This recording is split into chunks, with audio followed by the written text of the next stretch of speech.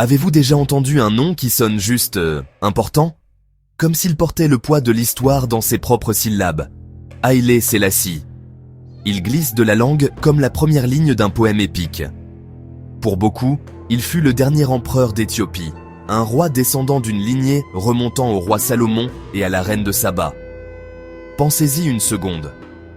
Avant que le monde ne le connaisse sous le nom de Haïlé Sélassie, il est né Lige Tafari Makonnen en 1892. Être né dans la noblesse éthiopienne n'était pas comme être un prince mineur en Europe. Il était aussi cousin de l'empereur Ménélik II, vainqueur d'Adwa en 1896.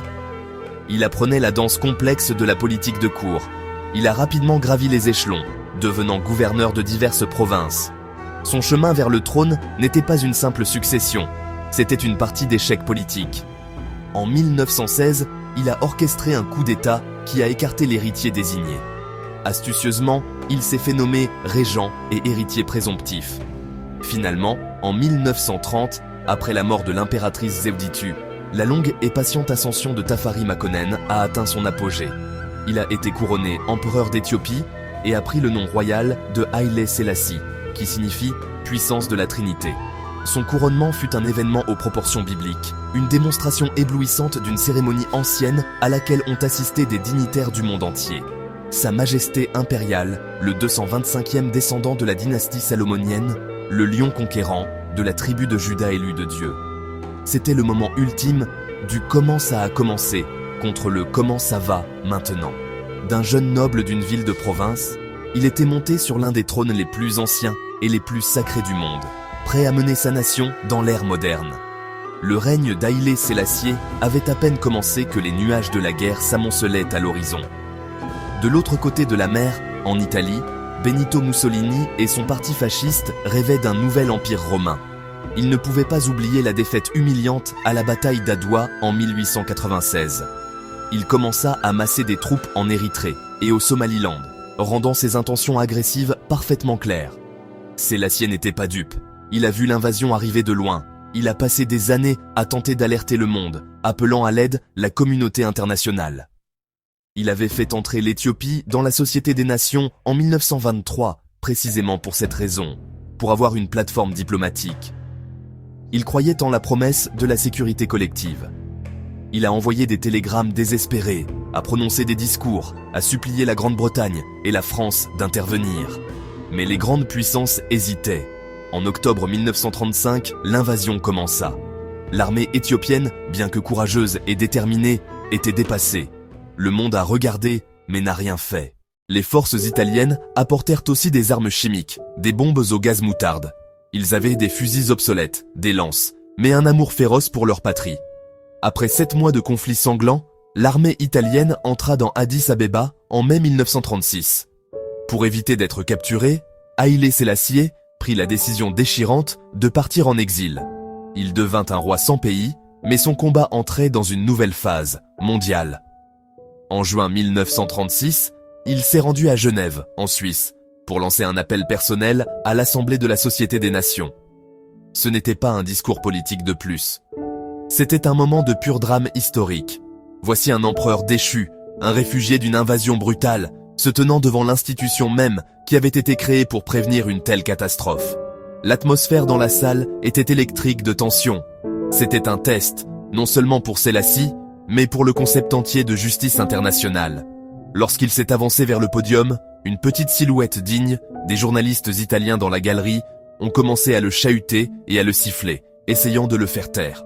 C'était un spectacle honteux, mais cela n'a fait que souligner le contraste moral entre l'agresseur et la victime. Une fois l'ordre rétabli, Sélassie a commencé à parler.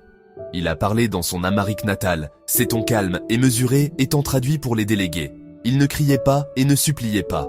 Il exposait les faits froids et durs de l'agression italienne.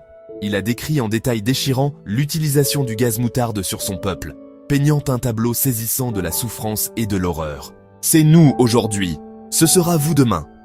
Cette phrase est devenue l'un des avertissements les plus prophétiques du XXe siècle. Il disait au monde qu'en permettant à l'Italie d'envahir l'Éthiopie en toute impunité, il créait un dangereux précédent. Il signalait à tous les agresseurs potentiels que les règles du droit international ne signifiaient rien. Il a soutenu que la Société des Nations faisait face à son épreuve ultime.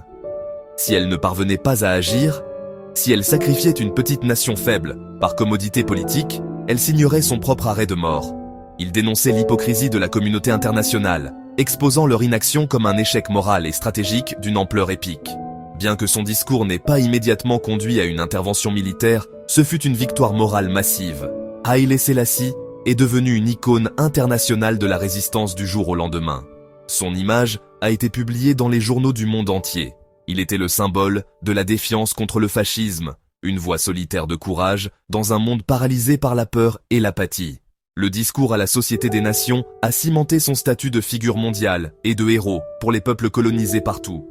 C'était un rappel puissant que même lorsque vous êtes dépassé en nombre et en armement, le pouvoir de la vérité et le pouvoir de la conviction morale peuvent encore résonner avec une force retentissante à travers le monde. L'expérience d'Haïlé Sélassié avec l'échec de la Société des Nations lui a appris une leçon cruciale. L'Afrique ne pouvait pas dépendre de la bonne volonté des puissances extérieures. Si l'Afrique voulait être forte, elle devait être unie. Cette conviction devint la pierre angulaire de sa politique étrangère. Restauré sur son trône en 1941, avec l'aide des forces britanniques et africaines, il était respecté comme l'un des hommes d'État âgés du continent. Alors que des nations acquéraient dans l'indépendance dans les années 50 et 60, il défendit le panafricanisme. Il n'était pas seulement un orateur, il était un bâtisseur. Il imagina une organisation où les dirigeants pourraient se réunir, résoudre leurs propres problèmes, promouvoir la coopération, parler d'une seule voix. Il voyagea beaucoup. Ghana, Nigeria, Sénégal, Tanzanie. Il rencontra Kwame Nkrumah, Jomo Kenyatta, l'aîné sage, lien vivant avec la souveraineté africaine. Il organisa des conférences et usa de diplomatie pour combler les fossés, ceux qui voulaient une fédération politique immédiate et ceux qui préféraient une approche progressive. Sa plus grande réalisation arriva en mai 1963. Il invita les chefs de 32 nations indépendantes à Addis Abeba pour un sommet. Ce fut une entreprise monumentale. Pour la première fois, les dirigeants se rencontrèrent sur un pied d'égalité en Afrique. Dans son discours d'ouverture, Sélassié exhorta ses homologues à mettre de côté leurs différences et à saisir l'occasion historique d'une union continentale. Ce dont nous avons besoin, c'est d'une seule organisation africaine, une organisation de l'unité africaine. Sa vision devint réalité.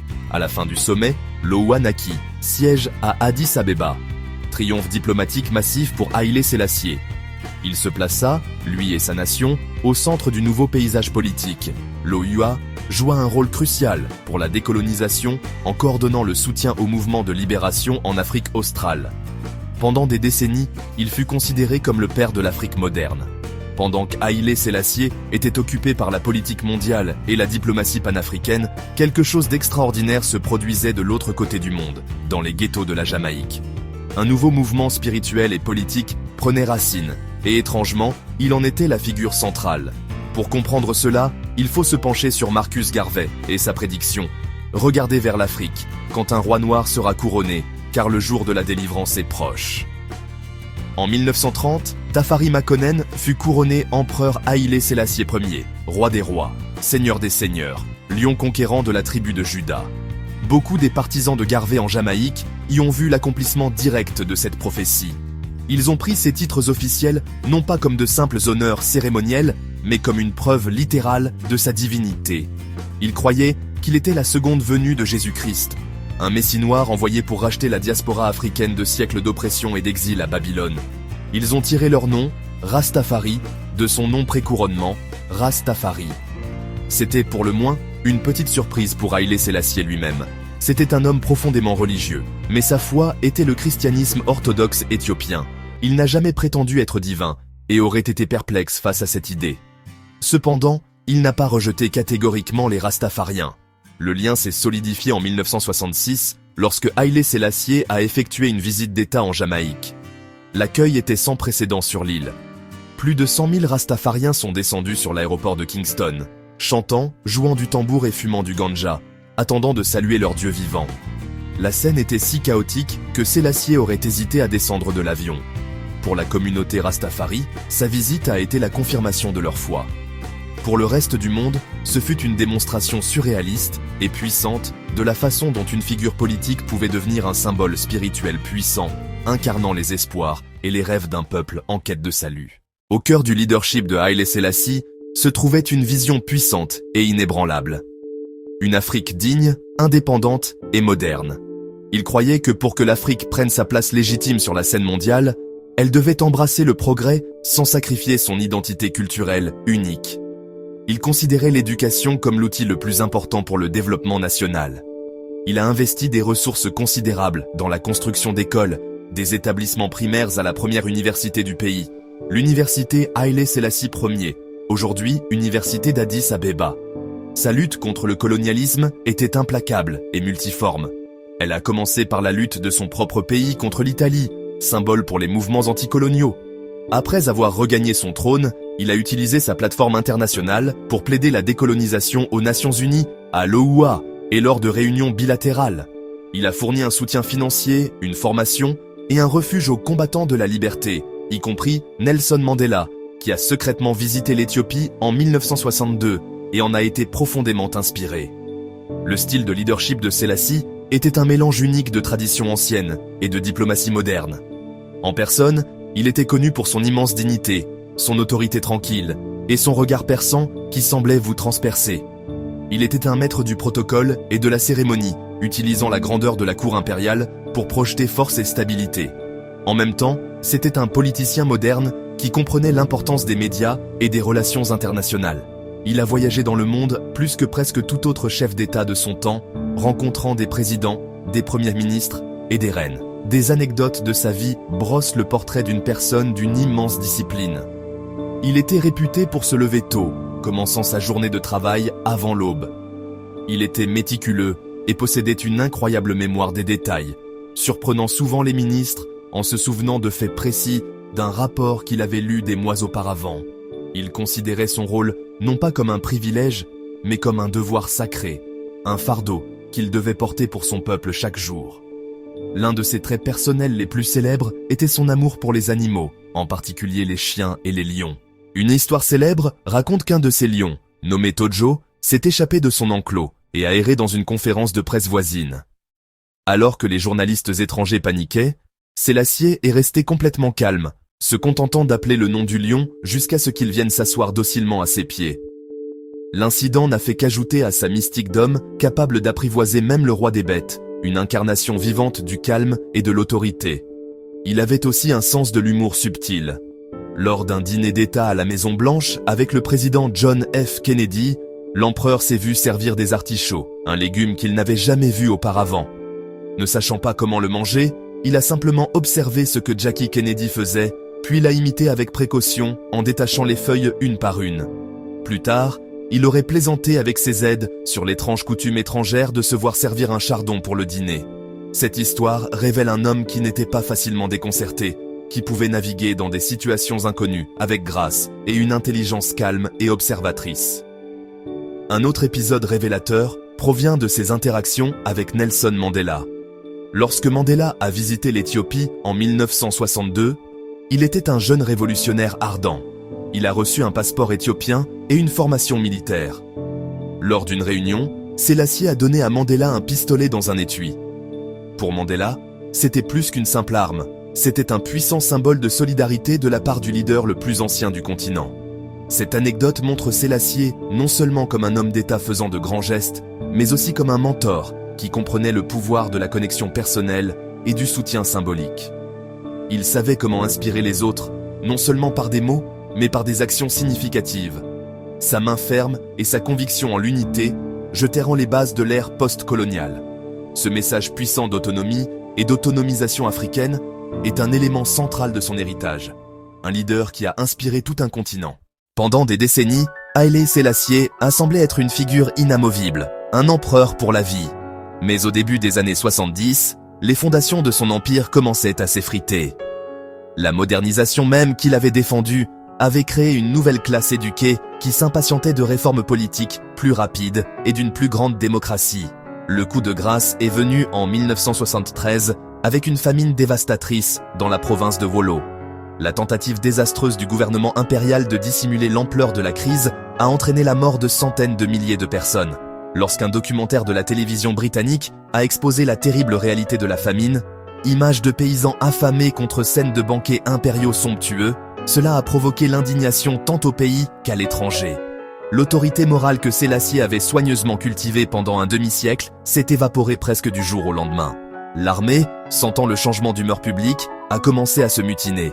En 1974, un comité d'officiers de Baran, connu sous le nom de Derg, a commencé un coup d'État rampant, démantelant systématiquement le gouvernement impérial pièce par pièce.